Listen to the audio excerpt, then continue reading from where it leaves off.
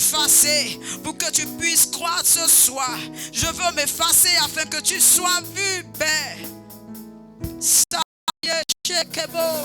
Est-ce que quelqu'un peut lui dire, Saint-Esprit, fais-nous du bien ce soir. Inonde-nous. Plus de toi, Seigneur. Seigneur, ces cœurs de pierre, transforme-les en cœurs de chair. Nous voulons t'entendre. Nous voulons une plus grande soif de toi. Nous voulons nous abreuver à ta source intarissable. Nous te désirons ce soir. Nous te voulons. Inonde-nous, Seigneur. Inonde-nous, Seigneur. Sature l'atmosphère de ta présence. Plus de toi, Seigneur. Plus de toi. En ce moment de ta parole, plus de toi. Plus de ta ressemblance. Plus de toi. Est-ce que tu peux le dire? Plus de discernement. Plus de discernement de ta voix. Ta volonté. De ta volonté. Seigneur. Seigneur. Est-ce que quelqu'un a soif peut le dire encore en ce moment? Plus de toi. Plus de toi, Seigneur. Plus de toi. Seigneur, sature l'atmosphère. Plus de ta ressemblance. Plus de discernement de ta voix. Plus de discernement de ta voix. De ta volonté. Seigneur, plus de toi. Ta volonté. Ta volonté parfaite. Nous voulons la faire. Comme Marie qui a choisi la bonne part. En s'asseyant à tes pieds ce soir, nous voulons nous asseoir à tes pieds. Seigneur. Est-ce que tu peux lui dire, je veux m'asseoir à tes pieds pour t'entendre me parler? Ta volonté. Seigneur, plus de ta volonté. Ta volonté. Oh, Seigneur, plus de toi. Tu vas lui dire encore qu'il est l'eau vive, l'intarissable torrent. Tu es l'eau, l'intarissable torrent. Tu ne taris jamais. Et ce soir, nous voulons puiser encore en toi. Ce soir encore, nous voulons que tu nous inondes de toi.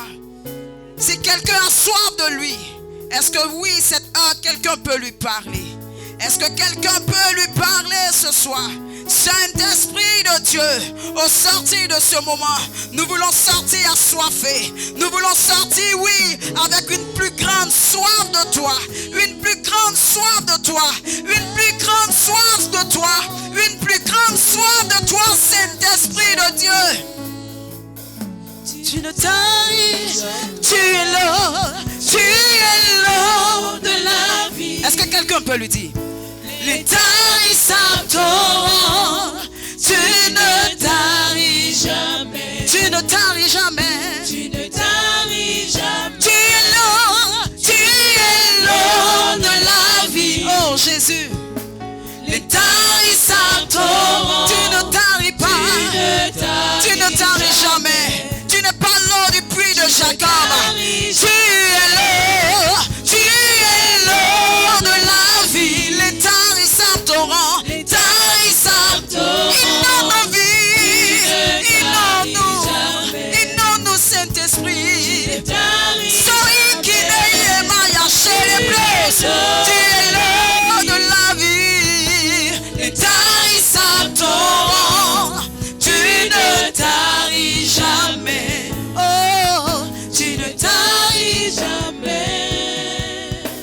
Seigneur, sur la base de ta parole. Oh, Marthe qui s'inquiétait pour beaucoup de choses. Tu as dit à Marthe que Marie avait choisi la bonne part. Cette part de s'asseoir à tes pieds et de t'entendre parler. Car tu es là, tu es l'eau vive. Car tu es la parole créatrice qui se fait chair pour nous. Ce soir, nous voulons t'entendre nous parler. Saint-Esprit, que ton esprit se meut ce soir. Parle à nos cœurs. Seigneur, là où il y avait les cœurs de pierre, que ces cœurs de pierre se transforment en cœurs de chair. Nous voulons entendre ta douce voix, nous bercer. Nous voulons nous enlacer dans tes bras d'amour. Nous voulons demeurer là où tu es. Prends le contrôle. Fais-nous du bien. Tu connais le désir du cœur de ton peuple. Tu connais les besoins de chacun de nous. Comble-nous comme cette femme samaritaine qui a été comblée ce soir. Prends la première place. Fais-nous du bien et que toute la gloire te revienne au nom de Jésus. Amen. Est-ce que quelqu'un peut acclamer la présence du Seigneur? Gloire à Jésus.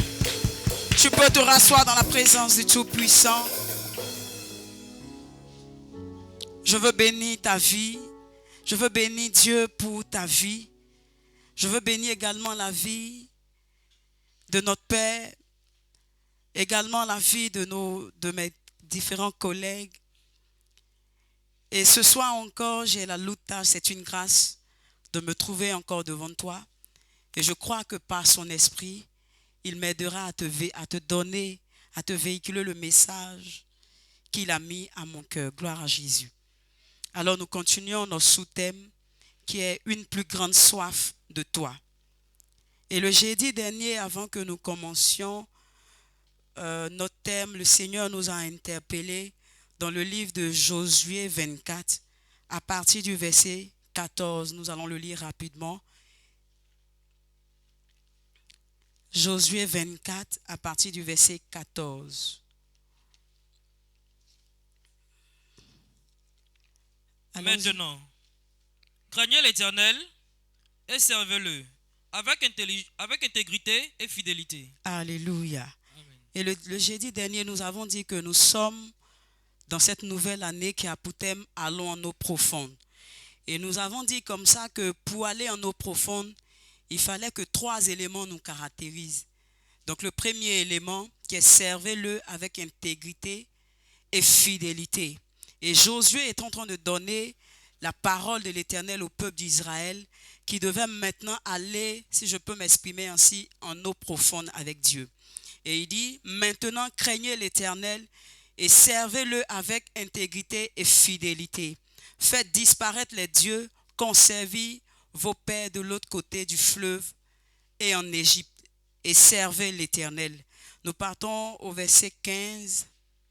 Et si vous ne servez pas, si vous ne trouvez pas bon et si vous ne trouvez pas bon de servir l'Éternel, choisissez aujourd'hui qui vous voulez servir, ou les dieux que servaient vos pères, au-delà du fleuve, ou les dieux des Amoréens dans le pays desquels vous habitiez.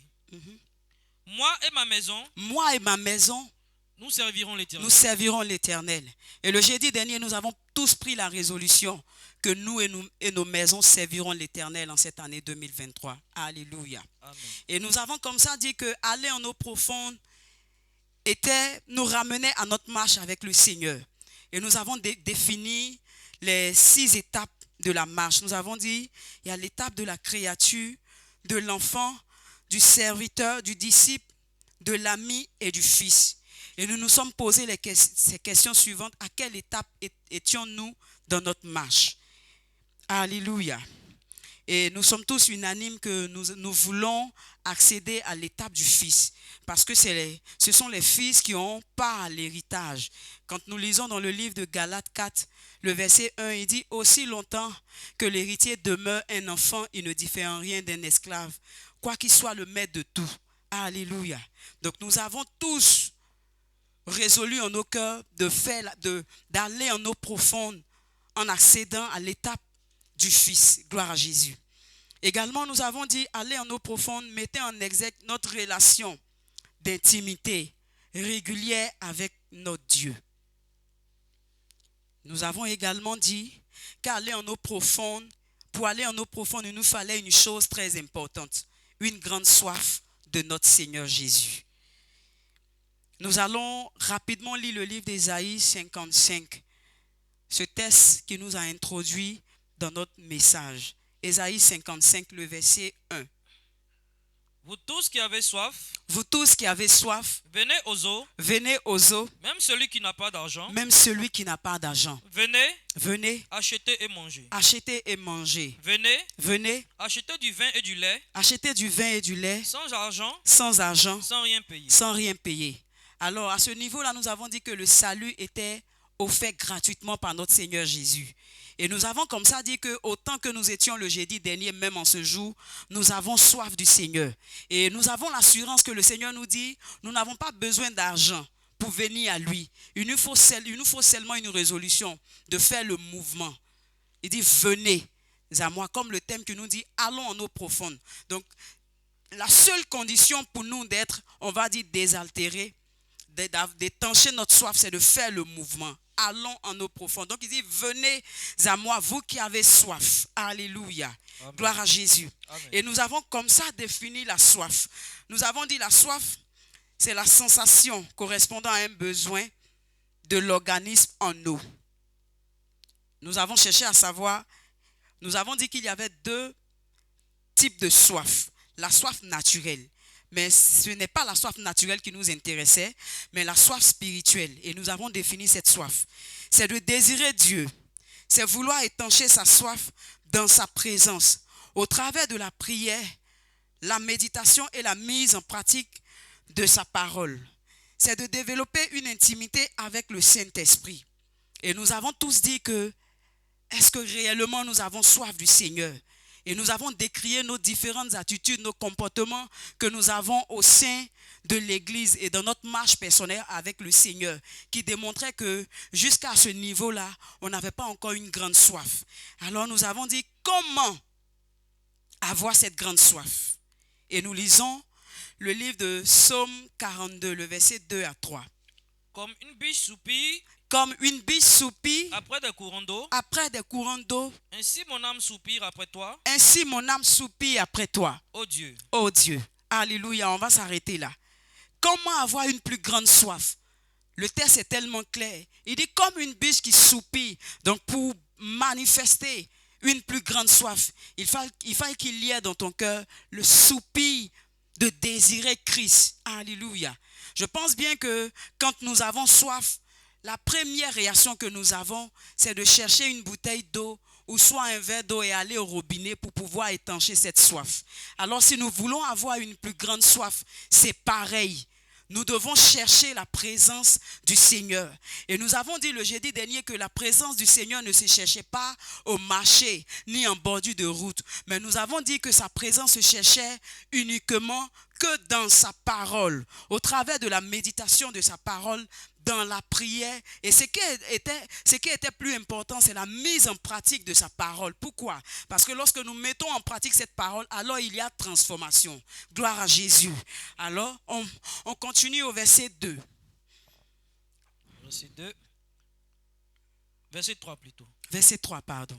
Mon âme a soif de Dieu. Mon âme a soif de Dieu. Du Dieu vivant. Du Dieu vivant. On va s'arrêter là. Est-ce que ce soir, un Galiléen ou une Galiléenne peut affirmer que son âme a soif du Dieu vivant? Depuis le début de l'année, nous avons dit tantôt que nous sommes au 2e mois. Bientôt, nous finissons le 2e mois. Mais est-ce que, quand tu fais ton bilan, est-ce que tu as soif du Seigneur? Et nous avons énuméré, comme je le disais tantôt, nos différentes attitudes. Nos attitudes nous renvoyaient au niveau de notre soif vis-à-vis du Seigneur. Le jeudi dernier, c'est le constat. Nous n'étions pas nombreux. Aujourd'hui encore, c'est pareil. Mais est-ce que nous avons véritablement soif du Seigneur? Pour celui qui a soif du Seigneur, cherche à toujours demeurer dans sa présence. Et nous avons également dit l'élément qui caractérisait celui qui désirait une grande soif. Nous avons énuméré 2 éléments. Le premier élément se retrouve dans le livre d'Ésaïe 55 à partir du verset 6. Cherchez l'Éternel pendant qu'il se trouve. Cherchez l'Éternel pendant qu'il se trouve. Invoquez-le. Invoquez-le. Tandis qu'il est prêt. Tandis qu'il est prêt. Est-ce que nous cherchons véritablement le Seigneur bien-aimé? Chercher le Seigneur de nos jours est devenu une corvée pour ceux-là qui ont abhorré, entre guillemets, le prénom, en fait, le nom chrétien. C'est devenu une corvée pour nous. Prier pour nous est quelque chose de difficile. C'est comme si on nous demandait de boire la mer. Est-ce que nous cherchons véritablement le Seigneur? Pour celui qui aspire à une grande soif, à quelque chose qui le caractérise, c'est chercher l'Éternel. Cherchez l'Éternel pendant qu'il s'y trouve. Invoquez-le. Il dit pendant qu'il s'y trouve. Parce que les jours à venir sont mauvais. Comme il nous renvoie dans sa parole, vous ne savez ni l'heure ni le jour où le Seigneur viendra. Donc pendant qu'il est encore temps, pendant que la nuit n'est pas encore arrivée, c'est le temps de chercher le Seigneur. Mais est-ce que intérieurement tu cherches véritablement le Seigneur? Gloire à Jésus. Nous continuons en Ézéchiel 29, Jérémie 29, pardon, le verset 13. Vous me chercherez. Donc le premier élément qui caractérise celui qui désire une plus grande soif, c'est la recherche de son Dieu. Alléluia. Amen. Le deuxième élément. Et vous me trouverez. Vous me cherchez et vous me trouverez. Quelle assurance! Au premier verset, il nous dit, cherchez l'Éternel pendant qu'il s'y trouve. Et là, il confirme. Il dit, vous me cherchez et vous me trouverez. Donc, celui qui se lève en cette année 2023, qui a la résolution de véritablement chercher Christ, il a l'assurance de ce qu'il trouvera le Seigneur. Alléluia. Amen. Donc là, on n'a pas de problème, d'accord? Mais il y a une condition. Il dit, si vous me cherchez de tous vos cœurs, c'est là qu'il y a le problème. Comment nous cherchons l'Éternel? Je veux ouvrir une parenthèse. Lorsque nous avons un besoin, alors nous mettons tous les moyens pour pouvoir avoir, comment dirais-je, une requête favorable vis-à-vis de Dieu. On est tous d'accord. Je suis en quête d'un emploi. Alors si je dois me mettre dans un temps de consécration, tout le mois, je le ferai, d'accord? Si je suis en quête d'un mariage, si je dois prier jour après jour, nuit et jour pour avoir ma réponse, je le ferai. Mais quand j'ai obtenu ce que le Seigneur ce que j'ai demandé au Seigneur, alors je ferme la parenthèse. Donc ce qui veut dire quoi? Quand ça renvoie à nos propres intérêts, nous avons la force, nous avons l'abnégation, le dévouement de chercher Dieu. Mais quand c'est pour les intérêts de Dieu, alors nous cherchons le Seigneur du bout de nos lèvres, mais pas de nos cœurs. Est-ce que quelqu'un comprend quelque chose? Je vais répondre pour que tu puisses comprendre. Quand ce sont tes besoins, alors tu peux te lever jour après jour dans la présence de Dieu. Parce que tu sais que la Bible nous dit prier sans cesse. Et là, tu sais aussi que la Bible nous dit c'est la prière du juste qui a une grande efficacité. Alors tu persévères. Pourquoi? Parce que ce sont tes propres intérêts. Parce que tu as besoin d'un travail, d'un mariage, d'un enfant, etc. Mais quand ce sont les intérêts de Dieu, quel est l'intérêt de Dieu? Le plus important, c'est de gagner des âmes. Mais quand c'est à ce niveau-là, alors, tu ne cherches pas Dieu de tout ton cœur, mais tu le cherches du bout de tes lèvres. Du bout de tes lèvres renvoie à quoi? À tes propres intérêts. Aujourd'hui, je suis fatigué. Aujourd'hui, ce n'est pas évident que je sois dans la présence de Dieu. C'est pas évident que j'aille à l'évangélisation parce que toute la semaine, j'ai travaillé. Je me suis occupé de mes enfants. J'ai fait ceci, j'ai fait cela. Donc, à ce niveau-là, quand ce sont les intérêts de Dieu, tu ne le cherches pas de tout ton cœur. Mais quand ce sont tes intérêts, alors tu te déploies comme l'aigle qui vole plus haut dans le ciel pour obtenir la faveur de Dieu pour ta situation. Est-ce que quelqu'un comprend quelque chose? Alors tu vas dire dans ton cœur que je refuse cette manière de servir Dieu. Je veux servir Dieu de tout mon cœur, comme il a dit. Si je le cherche de tout mon cœur, il se laissera trouver, bien-aimé. C'est tellement merveilleux de trouver Dieu. C'est tellement merveilleux d'entendre l'Esprit de Dieu te parler jour après jour. Pourquoi? Parce que tu as le cœur qui le cherche. Bien-aimé, laisse-moi te dire que la marche chrétienne, oui, se développe, on va dire de manière personnelle. Lorsque nous sommes unis en Galilée, c'est la flamme de maman Brito, de maman Mogué et la flamme des présidents qui active le grand feu. Et lorsque nous sommes seuls, notre flamme aussi active certaines choses. Mais le Seigneur nous renvoie, il dit, il est bon pour des frères et sœurs de demeurer ensemble, car c'est là que le Seigneur déverse sa bénédiction en abondance. Ce qui veut dire quoi? La flamme de tout un chacun de nous active un grand feu et fait trembler le camp de l'ennemi. Mais si c'est la soif ou bien la flamme d'une seule personne, ça ne pourra pas éclairer. C'est pourquoi le Seigneur ramène encore dans la parole disant que est-ce que nous pouvons allumer une lampe et puis la mettre sous le boisseau? C'est pas évident. Elle ne pourra pas éclairer. Est-ce que quelqu'un comprend ce que je suis en train de dire? Je prie que le Seigneur te donne de comprendre. Alléluia. Donc je reviens encore pour dire que nous avons besoin en cette année que la flamme du protocole, des hôtesses, du groupe de louanges fasse un grand feu. Parce que c'est en cela que nous pourrons, oui, impacter véritablement les nations.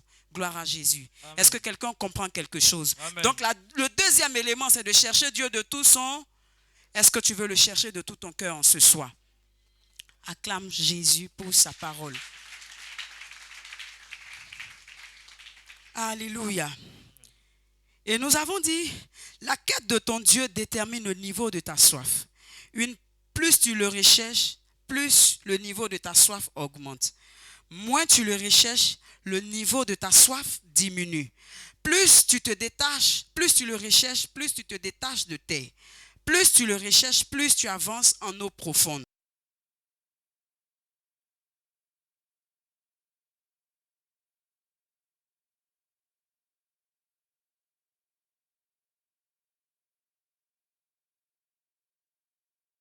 Présence. Le psalmiste pouvait dire, je désire une chose ardemment, c'est d'habiter dans la maison de l'Éternel. Bien-aimés, tous ces vaillants héros de la Bible, notamment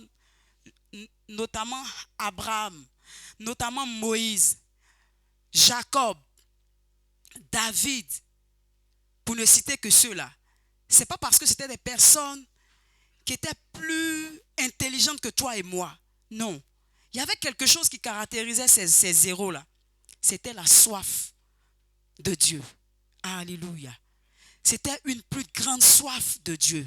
Regardez David, un jeune homme de 17 ans, qui était le cadet de sa famille, mais qui avait quelque chose d'impressionnant vis-à-vis de ses frères. La Bible nous dit que quand Samuel alla pour oindre le roi, Samuel a vu ses frères.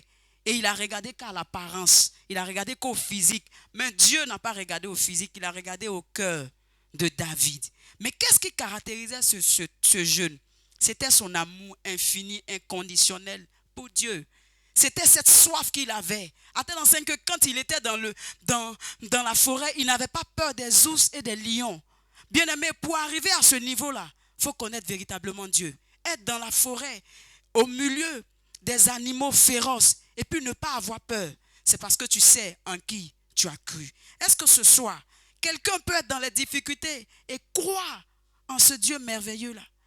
Nous nous lamentons par moments parce que nous n'avons pas entièrement la connaissance. Je pourrais dire, quand Christ, par son esprit, nous fait la grâce de le connaître, parce que si Christ, par son esprit, ne se révèle pas à toi, c'est impossible. Un homme ne peut dire qu'il connaît Dieu, ce n'est pas possible. Mais je veux dire, quand Christ, par son esprit, nous fait la grâce de le rencontrer, est-ce que nous venons dans sa présence? Alléluia. Donc ce jeune-là avait cette particularité. Il aimait Dieu.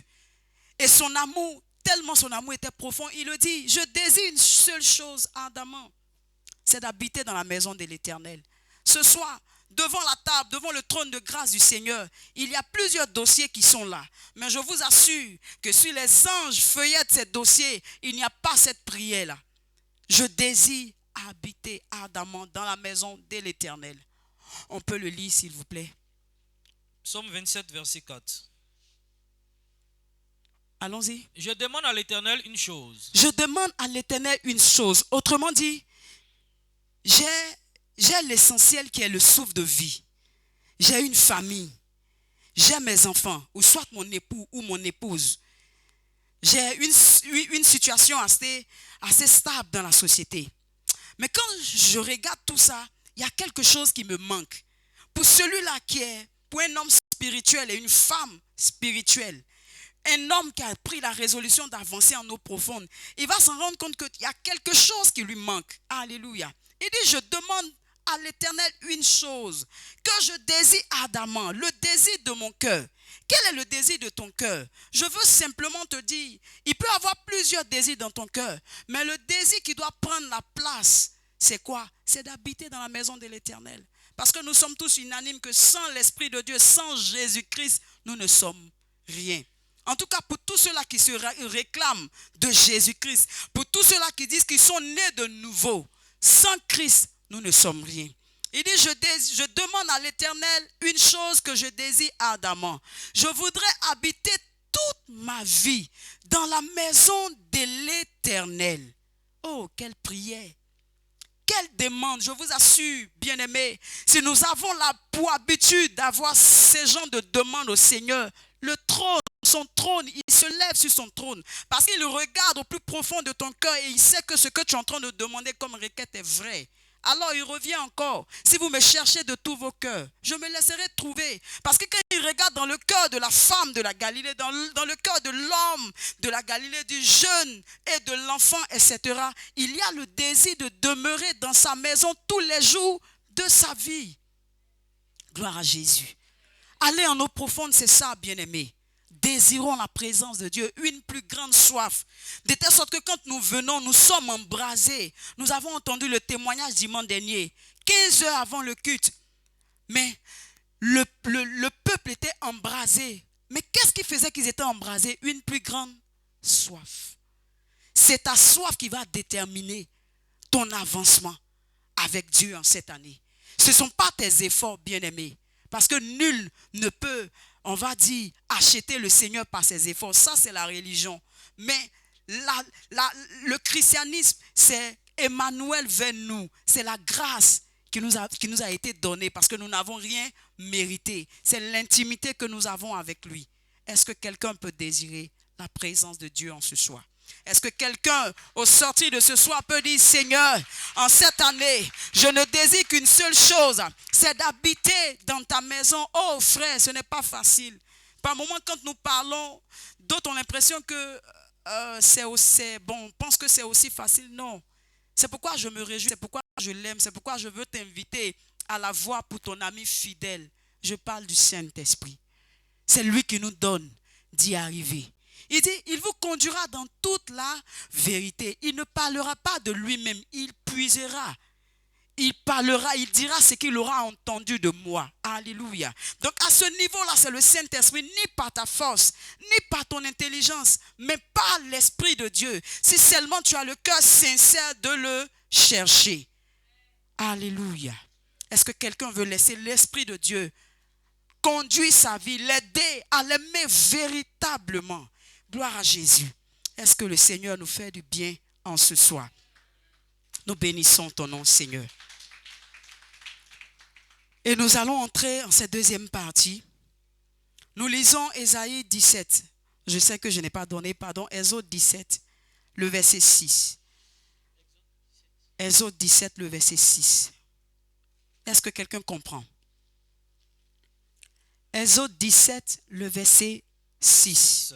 Et après, nous allons repartir en 1 Corinthiens 10, le verset 4. Voici, je me tiens devant toi, sur le rocher d'Horeb. Tu frapperas le rocher, et il en sortira de l'eau, et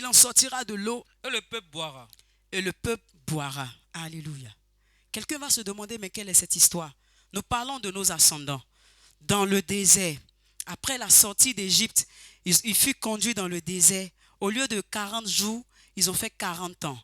Et le peuple d'Israël était tellement, on va dire, têtu, était tellement désobéissant vis-à-vis de Dieu. Et à chaque fois, la Bible nous dit qu'il cherchait querelle à Moïse. Autrement dit, il cherchait querelle à Dieu. Quel niveau de désobéissance!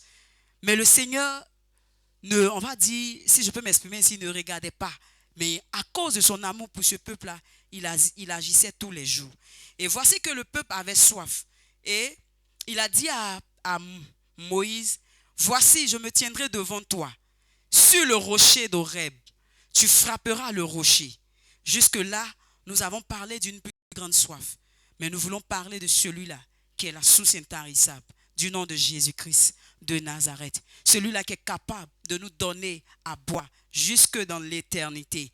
Il dit, voici, je me tiendrai devant toi, sur le rocher d'Horeb. Tu frapperas le rocher et il en sortira de l'eau. Bien-aimés, nos ascendants ont été abreuvés par cette eau intarissable, le rocher. Nous avons étudié la dernière fois que Christ est la pierre angulaire, est le solide fondement, est le rocher. Donc depuis l'ancienne alliance, le peuple d'Israël a été abreuvé par cette eau vive. Alléluia. Et nous encore dans cette nouvelle alliance, nous avons cette grâce d'être encore abreuvés, d'étancher notre soif lorsque la soif diminue, lorsque nous voyons que la vie de méditation est en train de prendre un coup, la vie de prière est en train de prendre un coup, nous venons, nous courons et nous nous abreuvons à cette source intarissable. Donc le rocher dont l'Éternel parlait n'est que Jésus-Christ de Nazareth. Alléluia. Et nous allons le confirmer en 1 Corinthiens 10, le verset 4. 1 Corinthiens 10, le verset 4. Et qu'ils ont tous bu Et qu'ils ont tous bu le même breuvage spirituel, le même breuvage spirituel. car ils buvaient à un rocher spirituel Car qui les ils suivait. buvaient à un rocher spirituel Qui les suivait, qui les suivait. et ce rocher était Christ. Alléluia. Est-ce que quelqu'un Amen. peut acclamer la parole du Seigneur?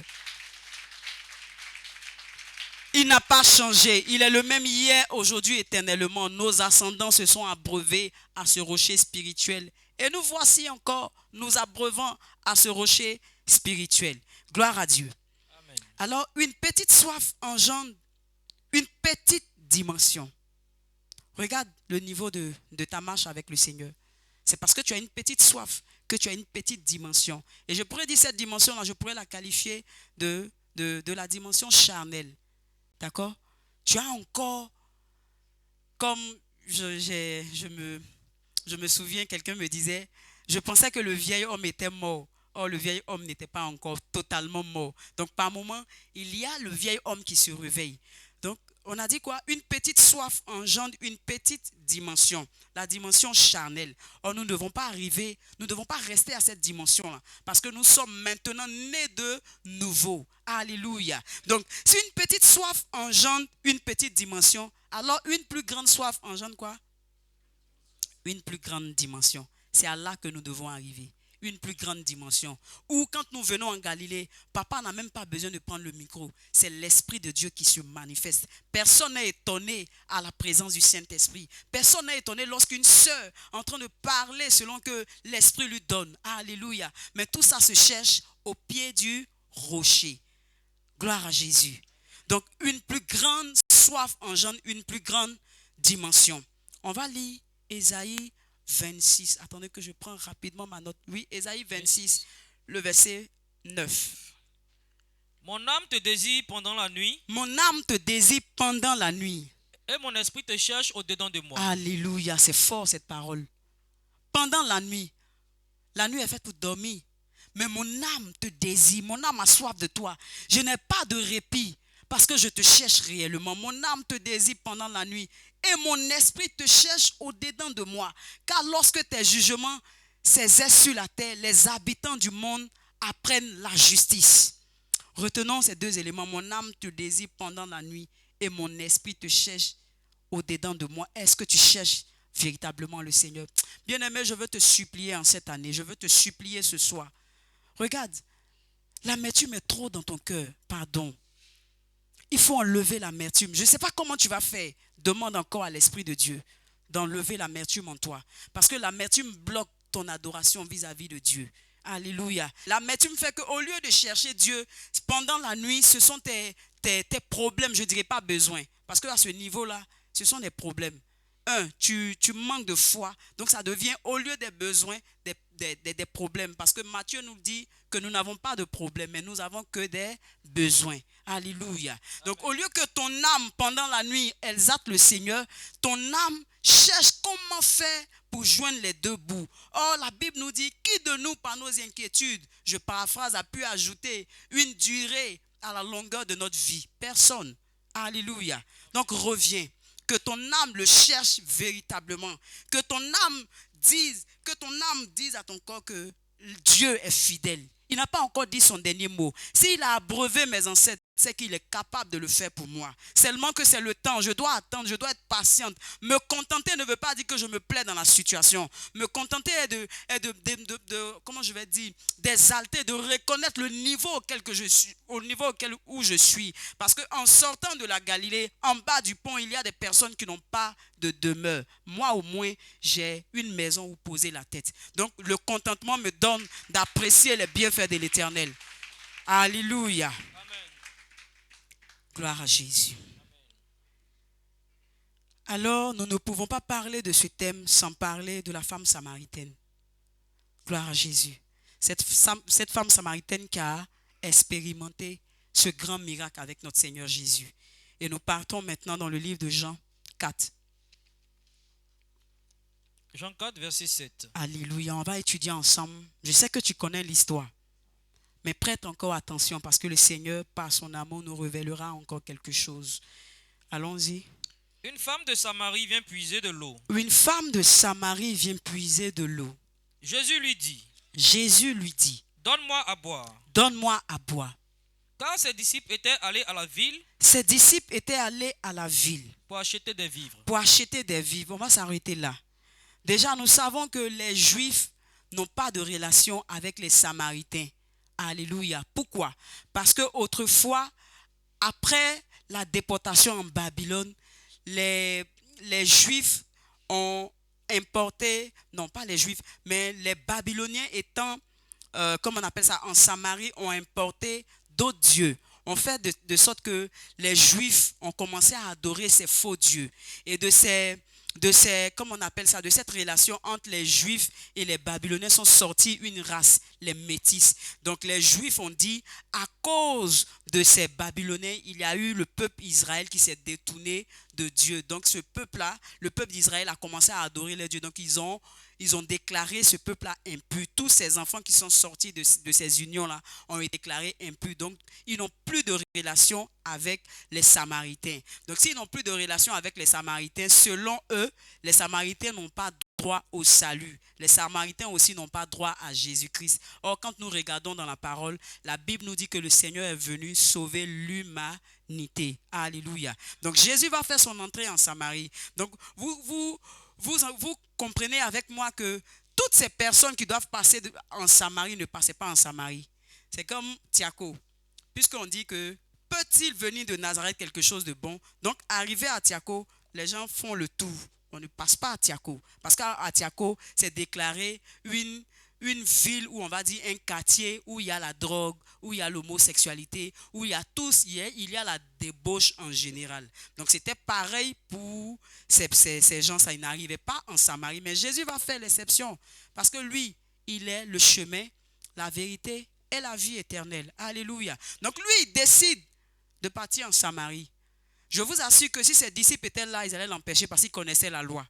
Ils allaient empêcher Jésus d'entrer en Samarie. Mais la Bible nous dit que ses disciples étant allés acheter, je ne sais pas de quoi à manger, en tout cas ils n'étaient pas là. Alléluia. Et Jésus fait son entrée en Samarie.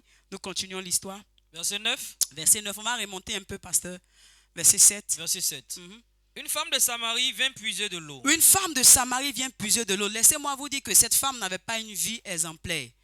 Elle était à son 5e mari. Et les femmes en Samarie étaient des femmes braves. Elles se levaient très tôt le matin, allaient au puits de Jacob pour chercher de l'eau. Quand vous remontez au verset 6, 5, vous allez voir. Elles allaient au puits parce que Jacob avait creusé un puits en Samarie. Donc elles allaient au puits pour aller chercher de l'eau.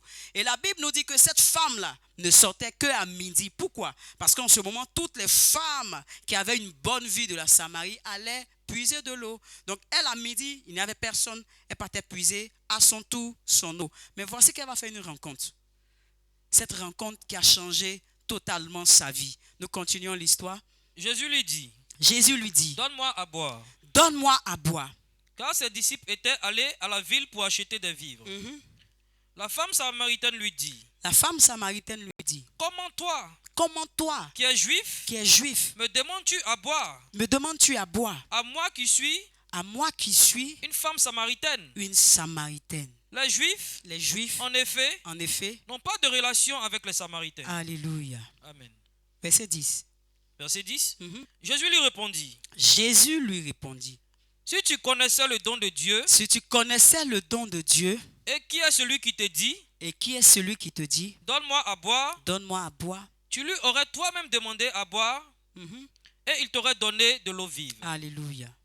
Peuple de la Galilée, si nous connaissons le don de Dieu pour nous, en cette année, quand tu nous dis allons en eau profonde, nous serons les premiers, nous serons, on va dire quoi, reconnaissants de cet amour-là et aller monter dans sa barque pour aller en eau profonde. Il dit à la femme, tu as soif. Depuis toute ta vie, tu n'as pas eu d'homme pour toi. Tu es passé de relation en relation, d'échec en échec. Et ce soir, on va dire ce midi, je viens au puits pour, on va dire, étancher ta soif. Parce que le puits de Jacob, depuis que tu existes, tu as puisé de ce puits-là, mais tu n'as jamais eu de, on va dire, de satisfaction. Tu n'as pas été véritablement étanché. Et je te demande de me donner à boire. Mais je comprends un peu la réaction de cette femme parce que elle ne sait pas qui est Jésus. C'est pourquoi il dit, si tu connaissais le don de Dieu et qui est celui qui te dit, bien-aimé, à ce niveau-là, est-ce que nous connaissons véritablement qui est celui qui nous appelle à aller en eau profonde avec lui? Regardez l'histoire de Pierre. Il dit, avance en pleine eau. Et Pierre avance en pleine eau. Et il lui dit, jette ton filet. Et Pierre lui dit, maître, nous avons péché toute la nuit. À ce niveau-là, on va dire, Pierre n'avait pas la révélation de Christ. Mais dès lors que Christ fit de parler, il dit quoi? Sur la base de ta parole, je fais quoi? Je jetterai mon filet. Alléluia. Alors je veux te parler de la véritable rencontre avec le Christ. À ce niveau-là, quand tu n'as pas encore véritablement connu Christ, tu peux te comporter ainsi. Mais dès lors qu'il te fait la grâce par son esprit, que tu le rencontres véritablement, alors il y a changement de langage. C'est pourquoi il peut le dire en Romains 12. Laissez-vous transformer par le renouvellement de l'intelligence. Alléluia. Donc jusque-là, quand il y a rencontre véritable de Christ, alors il y a changement de parole. Alors c'est là que tu prends la résolution réellement de dire, je vais en eau profonde. Parce qu'il a dit, même si je marche dans les eaux, elles ne me submergeront pas. Donc je décide de partir avec lui pour encore avoir cette expérience, pour encore découvrir qui il est. Gloire à Jésus. Amen. Si tu savais le don de Dieu pour toi, frère, sœur, si tu savais le don de Dieu pour toi, je pense que ce soir, tu prendras une résolution ferme dans ton cœur de le servir, de le suivre par l'esprit et en vérité. Parce qu'il est la solution du monde. Il dit qu'il est la lumière du monde. Ce ne sont pas de vaines paroles, frère. Quand nous sommes ici, nous parlons, ce ne sont pas de vaines paroles. C'est parce que nous l'avons expérimenté par sa grâce que nous vous partageons ce que nous avons expérimenté, qui est Christ, qui n'est pas resté dans le tombeau, mais qui est sorti le 3e jour et qui est assis à la droite du Père, intercédant pour nous. Alléluia. Est-ce que quelqu'un peut acclamer le Seigneur? Amen. Donc nous terminons le test. Verset 11. Verset 11. Seigneur, lui dit la femme, tu n'as rien pour puiser. tu n'as rien pour puiser parce que pour habitude, on prend toujours quelque chose pour puiser de l'eau. Tu n'as rien pour puiser. Tu es venu, tu es arrêté au bord du puits. Et tu dis, si je savais le don que j'avais en te demandant de l'eau, j'allais être étanché, j'allais étancher ma soif. Elle dit, Seigneur, lui dit la femme, allons-y. Tu n'as rien pour puiser. Tu n'as rien pour puiser. Et le puits est profond. Et le puits est profond. D'où irais-tu donc cette eau vive? Elle n'avait rien compris. Elle avait oublié la loi qui est en Exode 17 que nous venons de lire, qu'il avait abreuvé nos ancêtres. Le rocher spirituel. Christ n'est pas une eau intarissable. Il n'est pas une eau, tarissable. Il est intarissable. Donc, elle se pose la question, mais où vas-tu puiser cette eau pour me donner? Mais autrement dit, quand je médite encore avec vous ce soir, je comprends que cette femme-là, quelque part, avait la révélation de Christ. Mais elle voulait pousser encore sa connaissance. Mais pourquoi elle parle de l'eau vive? C'est vrai, il a parlé de l'eau vive auparavant. Mais elle dit, comment je vais dire ça même? D'où aurais-tu donc cette eau vive? Donc, elle est consciente qu'il y a quelque chose qui est en train de se passer. Maintenant, elle fait une différence entre l'eau du puits de Jacob et cette eau que cet homme, là, elle n'a pas encore reconnu que c'est Jésus. Mais elle est consciente qu'il y a une différence entre l'eau du puits de Jacob et l'eau que cet homme veut lui donner pour pouvoir étancher sa soif. Donc, quelle belle question. Où puiseras-tu cette eau pour me donner? Parce que tu n'as rien pour puiser. Ce n'est pas dans ce puits que je vois, mais où enlèveras-tu cette eau pour me donner? Alors tu peux poser la question au Seigneur. Au moment, à cette étape de ma marche, Seigneur, où vas-tu enlever l'eau pour m'abreuver? Pas pour mes besoins, mais pour que ma vie soit un parfum de bonne odeur pour toi. Parce que c'est ça l'existence de ma vie. C'est ça ma venue sur terre. Ce n'est pas pour des millions, ce n'est pas pour des milliards, mais c'est pour te servir. Alléluia. Bien-aimés, il faut que nous connaissions véritablement le but de notre existence sur la terre. C'est pour servir Dieu. c'est pour le servir lui seul et lui seul. Alléluia. Amen. Nous continuons. Verset 12. Verset 12. Es-tu plus grand que notre père Jacob? Écoutez, cette femme, je vous dis qu'elle avait la révélation. Es-tu plus grand que notre père Jacob, qui nous a donné ce puits et qui en a bu lui-même, ainsi que ses fils et ses troupeaux? Allons-y. Jésus lui répondit, Jésus lui répondit, quiconque boit de cette eau quiconque boit de cette eau aura encore soif. aura encore soif. Autrement dit, elle demande à Jésus, mais qui es-tu? Parce que à ce que je sache, Jacob a été avant toi. Or, la Bible nous dit, au commencement était la parole. Il était avant, il est après, il sera après. Il est le premier, le dernier. Il est le commencement et la fin. Donc Jacob n'est que son descendant, Jacob n'est que son fils. Donc Jacob ne peut rien dans cette histoire-là. Mais Jésus est calme et puis il lui répond. Il lui dit, mais tu dis que, est-ce que je suis plus grand que Jacob? Mais depuis que tu bois de cette eau-là, tu as toujours soif. Donc là, tu dois comprendre que entre Jacob et moi, il n'y a pas d'égal. On peut pas, non, c'est pas possible. Est-ce que quelqu'un comprend quelque chose? Quiconque boit de cette eau, regarde cette sagesse que notre Seigneur a. Il ne dit pas, il ne vient pas se battre pour dire, non, j'ai été avant Jacob. Il dit, non, il répond. Il dit, quiconque boit de cette eau aura toujours soif. Parce que cette eau a été creusée, on va dire, ce puits a été creusé de la main d'un homme. Oh, moi, l'eau que je te donne, c'est pour l'éternité. Et je suis cette eau vive, donc tu n'auras pas soif. Alléluia. Amen. Verset 14.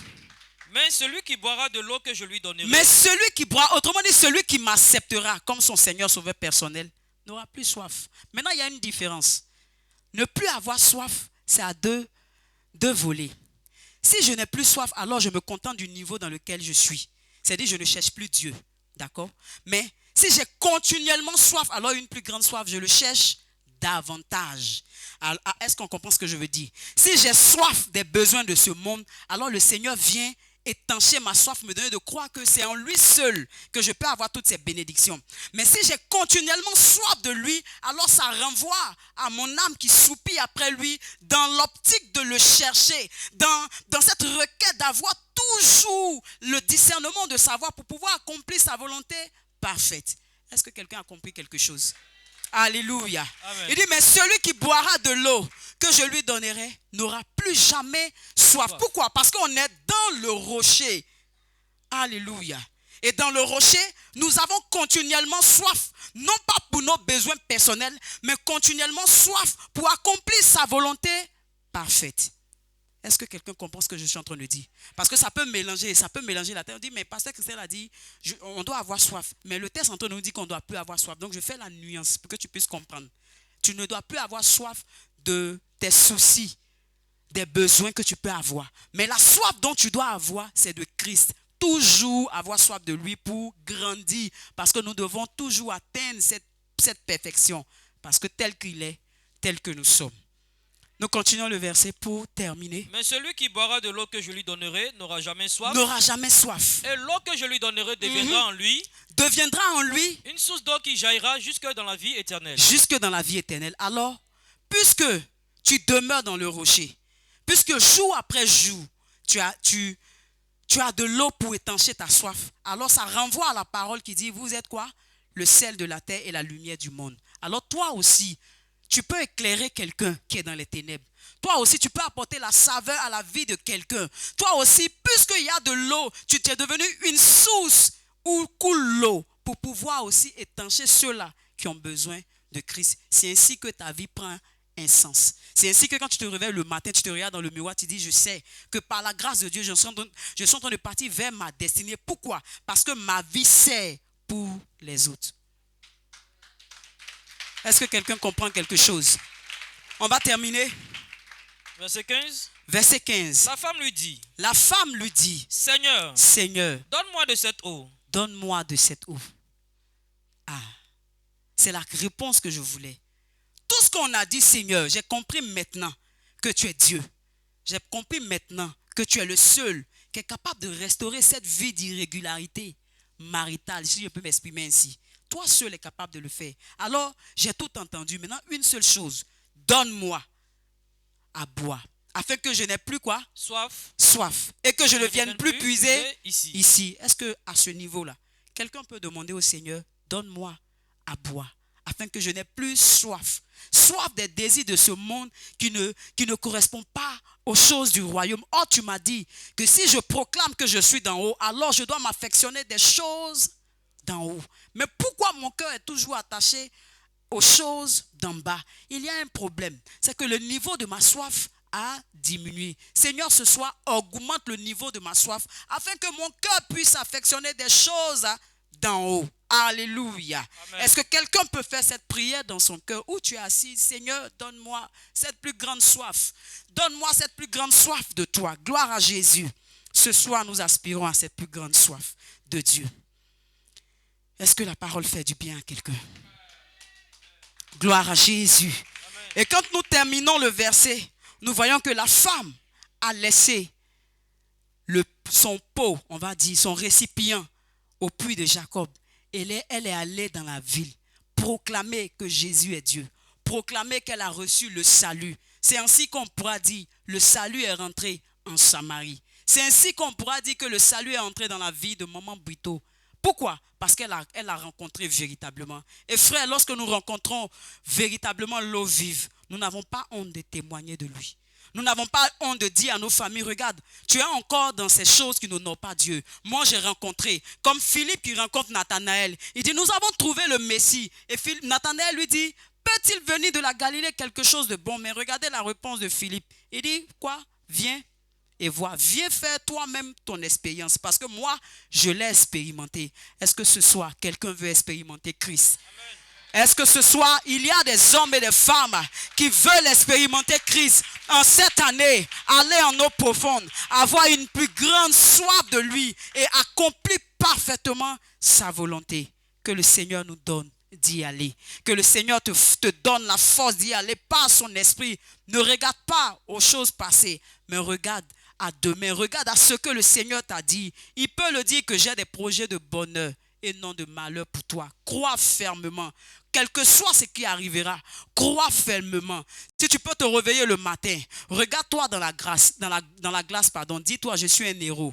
Dis-toi, je suis une héroïne. J'accomplirai parfaitement les plans et les desseins que le Seigneur m'a assignés au nom de Jésus. Que le Seigneur nous bénisse.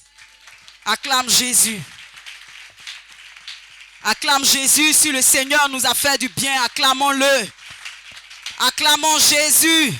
Est-ce que tu peux te lever pour l'acclamer, non pas ma personne, mais acclamer le Tout-Puissant qui nous a nourris en ce soir. Et nous croyons que ces paroles restent gravées sur la tablette de nos cœurs.